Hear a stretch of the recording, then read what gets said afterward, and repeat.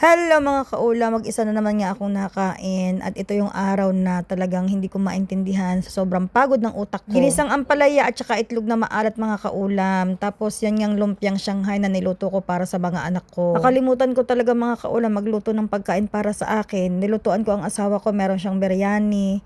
Ang anak ko, nilutuan ko ng spaghetti tapos Shanghai. Nung naalaala ko, wala pala akong niluto para sa sarili ko. Mabuti na lamang meron akong tirang ampalaya. Sa sobrang occupied talaga mga kaulam ng utak ko buong maghapon, hindi ko na naalaala talaga na magluto ng para sa akin. Buti na nga lamang may ampalaya akong tira kahapon. Mabilis ang update nga lamang po mga kaulam sa sitwasyon namin dito ngayon sa UAE.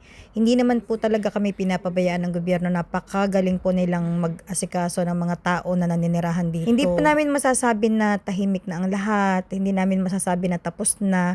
Dahil wala namang nakakaalam kung tapos na nga ito. Pero sana ay wala na nga, may mga oras na tahimik, may mga oras na hindi. At nakikiramdam pa rin kaming lahat sa kung ano man ang mangyayari at magaganap. Basta sinusunod namin ang sinasabi ng gobyerno na wag mo nang lalabas masyado, sa bahay muna. Kung wala din lamang importante sa labas at mag-iingat talaga. Kailangan nasa lugar na mga ligtas. Nag-imbak na rin kami ng maraming tubig na inumin at saka buti na lamang nga noong Saturday ako'y nakapamalengke na at nakapamili na ng mga ulam dahil nga din Ramadan, kailangan mag-i-stock din ng pagkain. So nakatulong din nga yung nakalabas ako ng Saturday ng umaga. Tapos Saturday ng tanghali nakapag-tutor pa ako at nung pag-uwi ko nga sa bahay, galing sa pag-tutor na mga 3:00 ng hapon, doon na nga yung balita nga na may mga nangyayari ng ganyan. Kanina hindi na ako nag-tutor dahil hindi ko na, mas pinili ko na talagang hindi lumabas ng bahay. Dahil baka mamaya meron pang hindi magandang pangyayari sa labas tapos maapektuhan ako, tapos wala akong kasama, nag-iisa. So mabuti na yung magkakasama kami mag-anak dito sa bahay. Nakaabang kami sa mga balita sa Facebook dahil nandiyan naman lahat ang balita.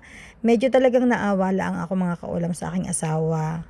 Na kitang-kita ko talaga sa mukha niya yung hapis na hapis ang mukha niya dahil syempre bansa niya ang pinag-uusapan dito. Ang dami na nang nawala ng buhay sa kanyang bansa, hindi niya makausap ang pamilya niya. Matagal, ilang linggo na silang walang komunikasyon, hindi niya makumusta. Tapos may mga pamangkin siya nag-aaral sa syudad. Yung lugar nila malayo, sobrang layo sa mga pangyayari. Kumbaga halimbawa, ang lugar nila, kumbaga ako taga Batangas, ang city sa kanila kasing layo ng Baguio sa amin. Kumbaga parang Batangas Baguio ang pagitan ng sa kaguluhan. Kaso ang mga pamangkin niya may mga nag-aaral din sa syudad. Tapos yung lugar nila, hindi naman natin masasabing lahat safe kahit na kumbaga liblib o probinsya o malayo. Hindi natin masasabing safe na safe talaga sila. Hindi natin alam kung ano ang pwedeng mangyari, hindi natin alam. Kaya hinihiling ko talaga na sana tulungan nyo kami magdasal, tulungan nyo kaming kamustahin nyo man lamang ang inyong mga kamag-anak dito sa ibang bansa, ang mga OFW ninyong kapamilya. Hindi yung tatawagan lang natin, kukumustahin lang natin kung kailan magpapadala. Masakit po yun sa aming mga OFW. Mas masaya na kami na malaking bagay na nakukumusta kami kaysa sa kung kailan lang kami magpapadala ay tsaka lamang kami kukontakin. Yun ang pinakamasakit talaga sa buhay ng isang OFW mga kaulam. Ating sinasabi ng marami, masarap daw ang buhay dito ng mga OFW. Pero sa ganitong pagkakataon mga kaulam, hindi natin masasabing masarap ang buhay ng OFW. Sa ganitong pagkakataon mga kaulam, nabalot kami ng pangamba. Nabalot kami ng takot. Ito yung mga panahon na kailangan namin ng may mga ngamusta sa amin. Ipagdadasal kami kahit na anong mangyari.